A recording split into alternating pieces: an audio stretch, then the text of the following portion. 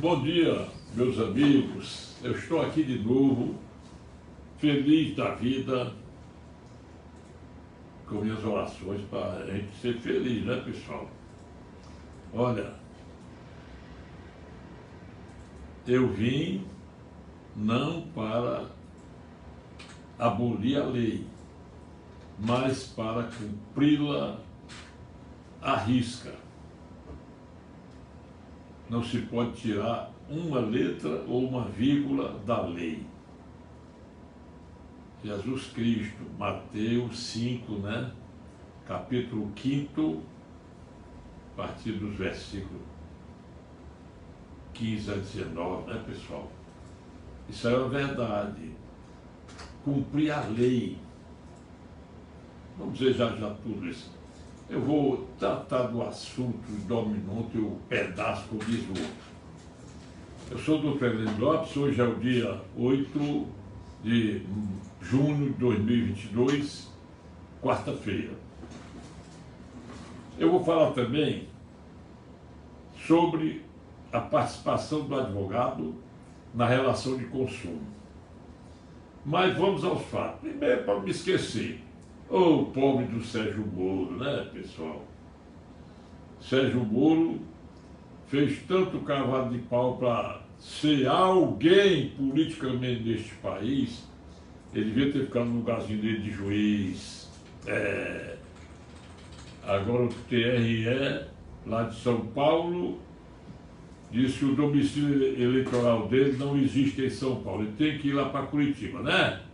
Então você, Sérgio Moro, não pode ser candidato a nada, a nada e a nada, tá certo? Você já tem de um recurso especial para o TSE, foi o TRE de São Paulo, é o TRE, desculpa, viu? Um recurso especial para o TSE, na pior das hipóteses ainda, se houver violação ao mandamento constitucional, também um recurso extraordinário para o Supremo Tribunal Federal, que é muito difícil, viu, meu filho? É bom você se ajeitar, porque aquele retratinho seu com a sua esposa, comendo pão com mortadela para provar que reside em São Paulo, não convenceu, tá bom? Duas PECs. Mas tem uma PEC que essa PEC que se relaciona ao ICMS. Eu tinha achado estranho, mais uma vez eu esqueci do relógio que eu acho que usava, relógio de pulso. Isso aqui é o meu que eu boto aqui no ouvido, e sei a hora, né? Eu boto de noite eu durmo para saber a hora que eu dei o acordo. Bom, pessoal, aí essa PEC, ela veio a propósito, porque eu achava excrescente a existência de um projeto de lei com urgência para aprovar o preço teto para o ICMS do Estado, de cada Estado. Aí parece que deram o bizu, né? Que seria uma lei inconstitucional. Aliás, ela pode ser aprovada a qualquer momento, que ela está tramitando paralelamente com a PEC, e com essa aprovação não vai dar tempo nem requerer a inconstitucionalidade dela. Porque todos sabem, o artigo 155 da Constituição Federal, diz que o ICMS ele é de competência do Estado.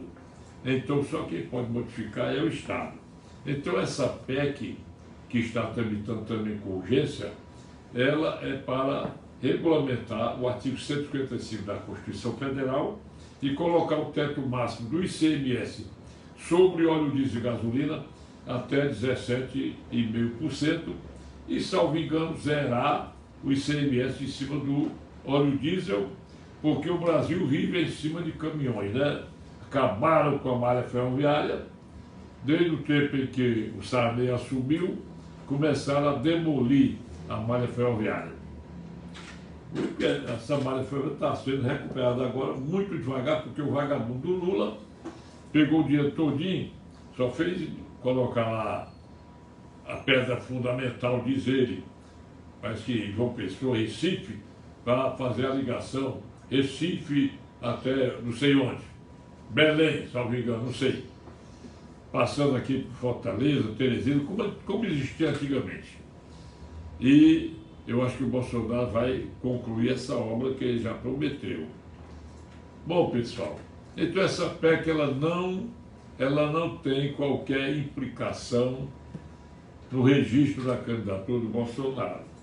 Não tem porque ela é uma proposta de emenda à Constituição Federal para modificar a redação do artigo 155 da Constituição Federal. E toda emenda à Constituição, legalmente, não existe participação do governo federal, do presidente, quem quer que seja. Ela é uma coisa só do poder derivado. O que é poder derivado? Poder constituinte derivado. Que o Congresso Nacional, ele exerce duas funções. Poder constituinte originário, quando ele se reúne para aprovar e promulgar a Carta Política à Constituição Federal. Derivado, quando ele se reúne para aprovar emendas à Constituição Federal, as quais não podem regulamentar, nem ferir, nem modificar as cláusulas pétreas por força do artigo 60, parágrafo 4 da própria Constituição Federal. Não tem nenhuma implicação para o Bolsonaro. Agora, vocês vejam uma coisa que aconteceu ontem. Eu tinha rogado muito para o André Mendonça pedir vista do processo em que o Cássio Nunes Marques concedeu a liminar para garantir o mandato do deputado estadual Fernando Francisquinho, lá do Paraná. E ele realmente pediu vista, mas pediu vista de uma forma muito estranha, estrambótica. Pediu vista dizendo que a competência para julgar seria da segunda turma. E a segunda turma pegou, julgaram logo. Eu acho que o próprio Cássio devia ter pedido vista, o André Mendonça, porque ali tinha contra o povo brasileiro Ricardo Lewandowski, Gilmar Mendes e o outro, que é o outro, vai ser a Carmen Lúcia, não é? É Gilmar Mendes, Ricardo Lewandowski e Carmen Lúcia contra os votos do Cássio e do André Mendonça. Foi 3-2 pela cassação. Eu vejo uma excrescência tremenda. A crítica foi total ao Supremo ontem em todas as redes sociais. Eu vou entrar numa história aqui. Nós temos um dispositivo do Código Penal que deu redação ao artigo 5º, inciso 39 da Constituição Federal. Esse artigo 1º do Código Penal diz a mesma coisa lá na Constituição. Não há crime sem lei anterior que o defina. Não há pena sem prévia combinação legal. Essa regra está também, não só no artigo 1º do Código Penal, quanto também no artigo 5º, 39 da Constituição Federal. Mesma redação. Agora veja uma coisa. Quando o Cássio concedeu aquela liminar, eu entendo que a liminar era uma espécie de demonstração dos ilícitos que a população brasileira está toda de pé, revoltada com o desrespeito que os ministros do Supremo Tribunal Federal fazem, não é só a Constituição Federal, é especialmente ao Supremo Tribunal Federal, que merece respeito, e eles não respeitam nem a sua própria dignidade e muito menos respeitam a população do Brasil. Rapaz, isso é incrível. O Cássio disse lá que só recentemente o senhor ministro Edson Fachin, com o pessoal do TSE, teria igualado as participações em redes sociais à imprensa comum. Ou seja, o deputado, ele não pode, sendo candidato, no dia da eleição, fazer qualquer pronunciamento. Fake news. Crimes fake news. Eu entendo até. Então, o que o Cássio disse? Essa norma jurisprudencial da agora, ela não pode retroagir para o Fernando Francischini, porque o caso dele foi em 2018. E essa coisa é uma apreciação, é uma definição atual. Isso faz lembrar também o artigo 5º, inciso 40 da Constituição Federal, que eu sei decorar esse capítulo todo. Diz assim: a lei penal não retroagirá a não ser para favorecer o réu. É a chamada ultraatividade da lei atual para retroagir. Se a lei atual prejudica, ela não pode ser aplicada. Significa dizer que o Cássio aceitou uma verdadeira vergonha judiciária, que foi consagrar a fake news como coisa que possa caçar um deputado federal, um deputado estadual, especialmente retroagindo contra o direito, contra a coisa que existia na época. As normas da época não podiam ser desrespeitadas por decisão atual. Isso é que o Cássio Nunes Marques quis dizer quando concedeu a liminar. Aí, infelizmente, e eu digo mais uma coisa, o único ali que não tem vergonha, que devia botar a cara no saco e se julgar suspeito ou impedido, era o senhor Ricardo Lewandowski, que jamais poderia dar voto contra o ilustre deputado estadual, desrespeitando 500 mil eleitores dele que votaram nele. Por que o Ricardo Lewandowski não podia? Vamos remontar ao passado. Vocês se lembram do dia que ele descaradamente, quando presidia a sessão do Senado Federal para a cassação da Dilma Rousseff, olhe bem, o artigo 52, inciso 1º e parágrafo único da Constituição, quando dizem que o presidente do Supremo Tribunal Federal, que era ele, Ricardo Lewandowski, vai presidir a sessão de julgamento do impeachment do presidente da República, ele tem o dever de, se cassar do mandato do presidente, aplicar imediatamente 8 anos de suspensão de exercício de qualquer função pública, não é só direitos políticos. Aí o que ele faz? A Gleice Hoffmann, ela é senadora do PT, que hoje é presidenta do PT, disse lá: mas vamos botar em votação, não pode suspender, como é que a Dilma vai viver e não sei o quê. Como se a Dilma fosse uma mendiga, uma pobrezinha, uma pobretona. Ela não pode fazer nada, não pode exercer nenhuma atividade. Aí ele botou em votação, ligando o telefone, o PT obteve do senhor Ricardo Lewandowski rasgar a Constituição Federal naquele artigo, parágrafo único, e então a Dilma foi beneficiada com a não suspensão do direito de exercer função pública. Aí eu pergunto, que diabo de ministro é o que tem um peso e uma medida para cada cachaça? Quando é PT, ele é a favor. Quando é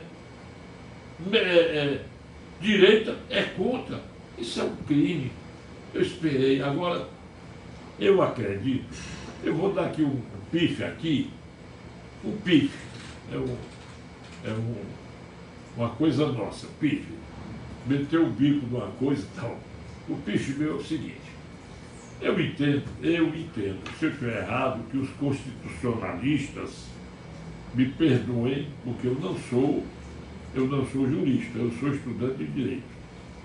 Exerço a advocacia com muito respeito desde 22 de novembro de 1962, entendeu? Eu faço isso desde estudante de direito. Eu acho que o processo disciplinar, aquele processo que não é condenação penal, ele não deixa de ser um processo penal. Tanto é verdade que nós não temos o Código de Processo para o processo disciplinar. Quando o processo disciplinar ele visa a punição civil ou cível,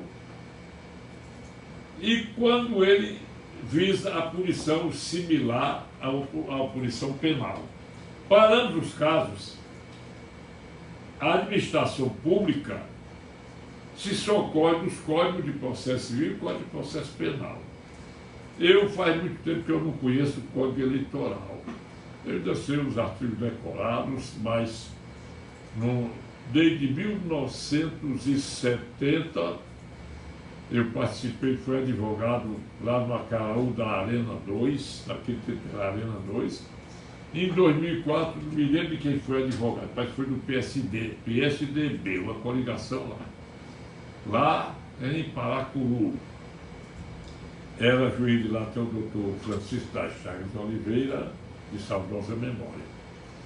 E eu, inclusive, eu defendi muitos votos impugnados na coligação.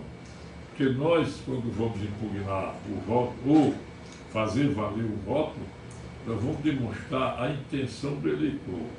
Por exemplo, naquela época eu fui advogado da coligação do PSDB lá contra o partido. Então o eleitor, o candidato a vereador, naquela era para prefeito e vereador, né? Ele tinha 5 algarismos no número. 25 é o prefixo do PSDB. Aí 25, 140. Ao ser botado 25, 14, 04. Aí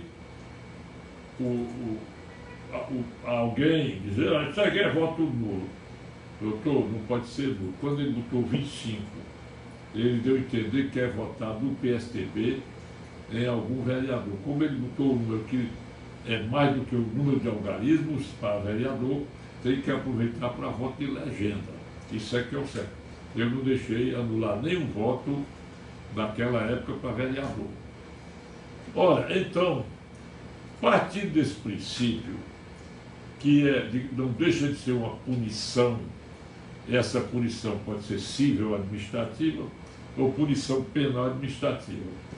E eu entendo que o Fernando Francischini recebeu a punição penal administrativa, ou seja, ele perdeu o mandato quando 3 ministros que compõem o partido político, o STF, merece respeito, mas ele dá abrigo a ministros, salvo só 2 exceções, que transformaram suas funções em funções político-partidárias. Então, 3-2, isto é, por voto de um só, cassaram o mandato, cassaram e desmoralizaram 500 mil eleitores que votaram no Fernando Francischini. Então eu entendo que alguém lá da assessoria jurídica do Bolsonaro, pela revolta do povo brasileiro com esse estado de perseguição a nós democratas, e o Bolsonaro é democrata, entendeu? Eles estão preparando uma graça indulto também para o Fernando Francischini. Isso é o que eu entendo. Pelo menos isso eu vou dizer aqui. Quem assistiu ontem a manifestação do nosso presidente Bolsonaro, não sei de onde ele está falando, mas eu senti que talvez ele esteja naquela reunião lá nos Estados Unidos, não sei bem. Mas eu ouvi atentamente, ele falou duro, foi retransmitido pela TV Jovem Pan e pela FM Jovem Pan para todo o Brasil e para o mundo. Agora, ele disse que por que não fizeram para o Francischini, não colocaram cópia daquele inquérito das urnas eletrônicas cujo computador mãe do TSE foi invadido por um hacker que permaneceu 8 meses, de março a 7 de novembro lá, e quando a Polícia Federal quem descobriu o nome do hacker, ou nomes, e o estrago que fez dentro do código-fontes, entendeu? Por que não colocaram?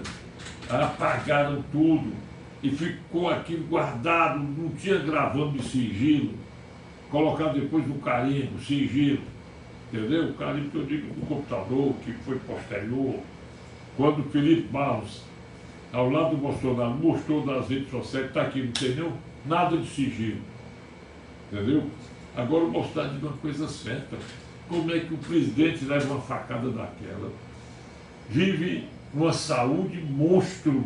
Como é que o cara tem uma saúde dessa de viver o Brasil inteiro andando e a Rede Globo e a CNN, que são as principais, todo o tempo constrangendo. Aliás, ontem divulgaram aí, um levantamento que fizeram, o pessoal da esquerda, os deputados senadores da esquerda, especialmente do PT, são os piores parlamentares. E diariamente o Supremo Tribunal Federal recebe pedidos do Randolfo Rodrigues, senador do Amapá, do PT, do Partido Solidariedade, do Partido Rede de Sustentabilidade, Cidadania, PV e não sei o que. Isso é incrível, rapaz. Como é que esse homem pode administrar um país desse? E outro, o Brasil é o país que mais está crescendo com essa pandemia, apesar do... Fecha tudo que a economia se salva depois, quando ele pregava em contrário, aí dizer que ele é o responsável pela falta de oxigênio em Manaus. Não é não, pessoal. Não é porque ele derramou muito dinheiro lá. Além de ter derramado dinheiro, esse oxigênio é já de responsabilidade anterior de prefeito e governador. É um negócio incrível. Aí você, para derramar dinheiro, pega Bolsonaro, bilhões de reais foram desviados.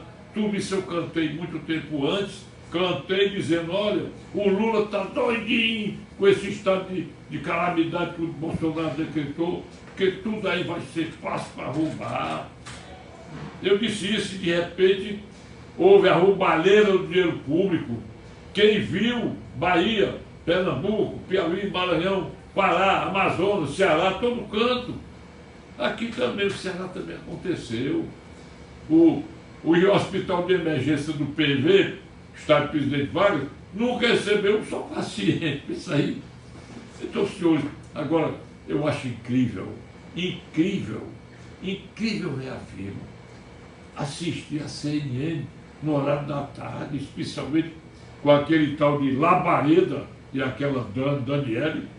Meus amigos, como é que esse pessoal não tem vergonha de fazer um tipo de programas de televisão, tal como eles apresentam? Parece que estão mordendo o povo brasileiro, insistindo que eles votem no Lula. A Jovem Pan só tem um canalha chamado Piternon, sei lá, que esse cara devia ter vergonha, ele está palhaçando. Eu gosto do Marco Antônio Almeida, que é formado em Direito e advogado, e ele disse, o Piterno é o PT, ele faz não sei o que é o livro do Piterno. Ele faz uma gozação. Você não pode ser disso, tem que ter respeito, rapaz. Olha, o que o Bolsonaro disse ontem é um prenúncio do que está prestes a acontecer, pessoal.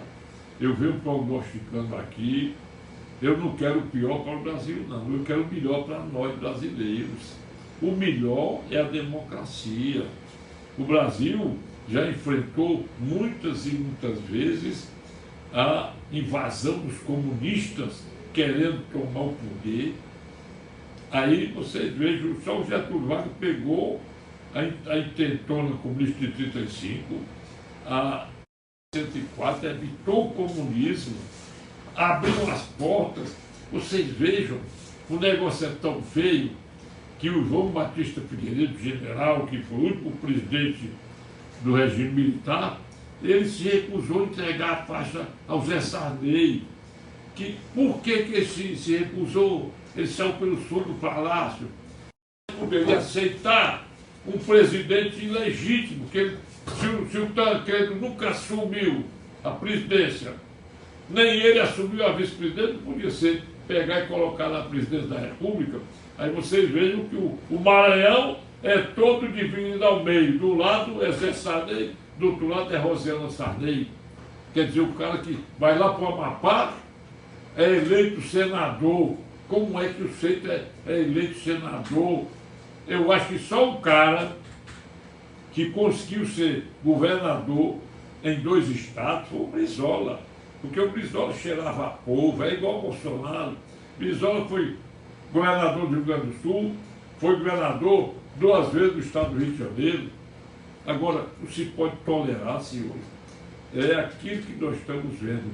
O Supremo deixando a sua função, não é o Supremo, os ministros deixando a sua função de guardiães da Constituição Federal, aquilo que está no artigo 102, o Supremo Tribunal Federal é o guardião da Constituição Federal, para fazerem picuinhas partidárias. Isso é lamentável. Eu queria saber se o ministro Alexandre Moraes dorme de noite, um sono tranquilo. Será? O Gilmar Mendes, será que esse pessoal não tem alma? Esse pessoal não lê a Constituição? Porque esse pessoal faz de propósito tudo isso para acabar com os nervos de cada cidadão brasileiro, especialmente de nós que estamos estudando isso todos os dias. Isso é lamentável. Enquanto eu ouço juristas, até hoje nenhum disse aquilo que eu disse sobre o mandado de prisão em flagrante do Daniel Silveira. Até hoje ninguém disse isso. Mandado de prisão em flagrante, a Constituição é clara no artigo 561. Diz assim: ninguém será preso senão em flagrante delito, primeiro tipo de prisão, ou por ordem da autoridade judiciária. Essa segunda hipótese é que é o mandado de prisão, que pode ser A, mandado de prisão preventiva, B, mandado de cumprimento de prisão definitiva. Entendeu? Ninguém disse isso. Aí fica um bocado de imbecis contratado pela CNN, e esse José Eduardo Cardoso, descarado, que foi procurador, aliás, foi da AGU, o ministro da AGU do governo Dilma, defensor dela no processo de cassação. Descaradamente ele diz que o decreto do presidente da República concedeu graça e indulto ao Daniel Silveira é inconstitucional. O sujeito desse não tem vergonha, rapaz. Não tem vergonha. Aí que houve tanta esquecência. Esse Paulo Pimenta, do PT, esse deputado, em contraponto com um deputado da conservador. O próprio deputado, eu vi também o Paulo Satói, desembargador aposentado como presidente do Tribunal de Justiça de São Paulo, um grande jurista, também não disse o que eu disse. Nem disse também que o senhor ministro Alexandre Moraes feriu os artigos 302, 304 e 306 do Código de Processo Penal, quando expede o mandado de prisão em flagrante, que o senhor Arthur Lira não observou o parágrafo 2º do artigo 53 da Constituição Federal, porque se o excelso ministro Alexandre Moraes e seus pares resolveram concordar com a prisão do Daniel Silveira, porque ele expressou uma opinião que ele não desrespeitou o Supremo, ele desrespeitou os ministros que passam por cima da Constituição Federal, porque o Supremo tem respeito, a Constituição tem respeito. Será que é justo prender o Zé Trovão, caminhoneiro? Você veja o que o Bolsonaro está fazendo. Ele mandou que o ministro da Justiça, conforme manda o artigo 145, parágrafo único do Código Penal, requisitar as gravações de vídeo do Lula ofendendo a dignidade e caluniando Bolsonaro, para que ele mande essas coisas para o Ministério Público Federal, aí a AGU, aliás, a PGR, o Augusto Aras, ao receber esse acervo, ele vai mandar para o Ministério Público competente denunciar o ladrão de 9 dedos. Aí é que é o certo. Se o Alexandre, se o Daniel Silveira detratou os ministros e não o Supremo, revoltado com as atitudes por prenderem Sarah Winter, o Roberto Jefferson, Alan Santos, Oswaldo Eustáquio, Elton Macedo, Zé Truvão, Roberto Jefferson, ele era para fazer o quê?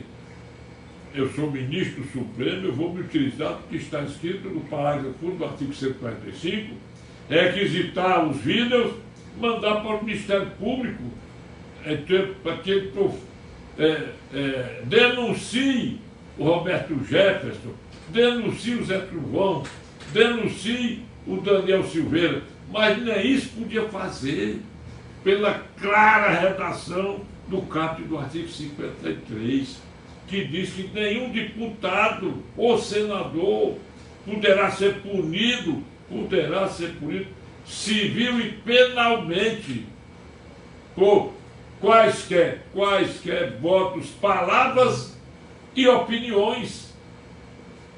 Ainda pior, o senhor Arthur Lira fez aquele carnaval de colocar uma doidinha chamada Magda Mofato para opinar pela manutenção da prisão, e o Bolsonaro fez muito certo, muito correto, e concedeu gratidão. Então, eu entendo que a essa altura estão estudando, porque para o caso do Daniel Silveira, por se tratar de um processo criminal, ilícito, imoral, inconstitucional, e que a população gritou, ele concedeu a graça indulto. Então vamos ver se para o caso do Fernando Francischini, que eu entendo que é uma punição penal, entendeu? Ver se cabe a graça indulto. Eu acho que eu expliquei, falei muito, e eu acho que eu estou mais ou menos dentro do meu entendimento. Nós temos que ter muita oração para evitar que o Brasil seja entregue aos comunistas por vontade própria, de ministros que não respeitam o Supremo Tribunal Federal, que não respeitam a Constituição. Eles próprios ofendem nossa dignidade, porque se eles não cuidam da dignidade deles, pelo menos nós estamos sendo ofendidos todos os dias por esses atos ilícitos que são praticados constantemente contra a população brasileira.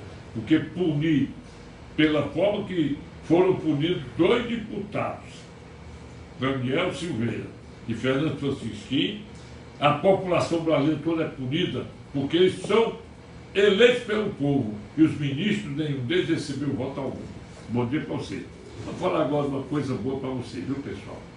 É o seguinte: os senhores colegas advogados devem saber que toda prestação de serviço ela é subordinada ao Código de Defesa do Consumidor, viu? Prestem bem atenção. Nós temos as prerrogativas previstas na Constituição Federal, no artigo 133, quando a Constituição trata do advogado como pessoa inviolável no exercício de sua profissão. Nós temos o artigo 6º do Estatuto da OAB, que nos dá o direito o dever de respeitar o juiz, ser respeitado pelo juiz, respeitar o promotor, ser respeitado pelo promotor. Temos o artigo 7º, parágrafo 2º, que diz lá que o advogado tem imunidade no exercício de sua profissão. Temos o artigo 31, parágrafo 2º, que diz que o advogado não deve temer desagradar o juiz. Tudo isso. E mais, nós temos dever de cumprir a lei. O artigo 226 do Código de Processo Civil atual, vocês prestem atenção a isso aqui, embora você seja povo e não seja técnico em direito, mas eu falo com a linguagem bem clara. Olha, o artigo 226, parágrafo 226 do Código de Processo Civil, ele diz o seguinte: o juiz deve proferir despacho em 30 dias, em 5 dias, interlocutórias que são decisões intermediárias em 10 dias, sentença definitiva em 30 dias. O artigo 227 do Código de Processo Civil diz o seguinte, que o juiz pode exercer sua atividade praticando atos com o prazo dobrado, o prazo do artigo anterior dobrado, ou seja, despachar em 10 dias, decisões interlocutoras em 20, sentenças em 60 dias, devendo fundamentar o motivo pelo qual retardou e cumpriu o prazo dobrado.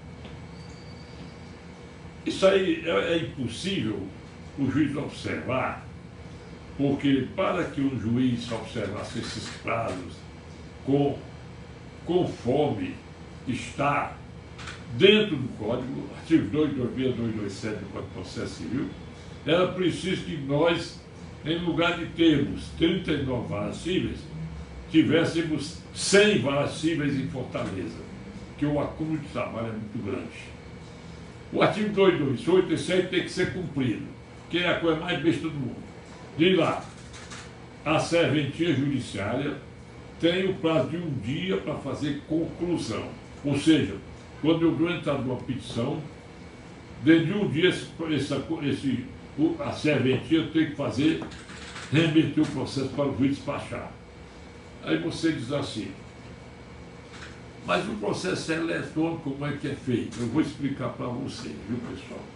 Aliás, hoje eu tenho audiência por videoconferência aqui no escritório às 3 da tarde.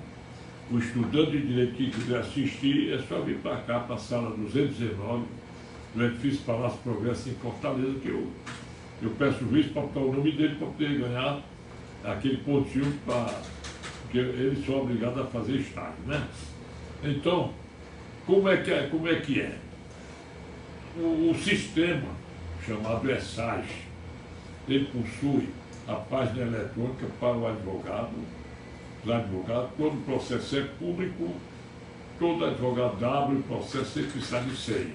Quando é sigiloso, ele tem que ter uma senha, salvo se ele for advogado dos autos, que as páginas do processo são abertas eletronicamente para ele.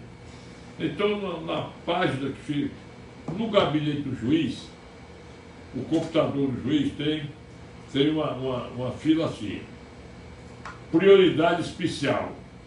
Aí são as pessoas com mais de 80 anos, que têm prioridade especial, artigo 3º e 71 do Estatuto do Idoso. Aí só tem o número aqui tudinho. Prioridade comum, mas os processos, só o número. Aí processos regulares.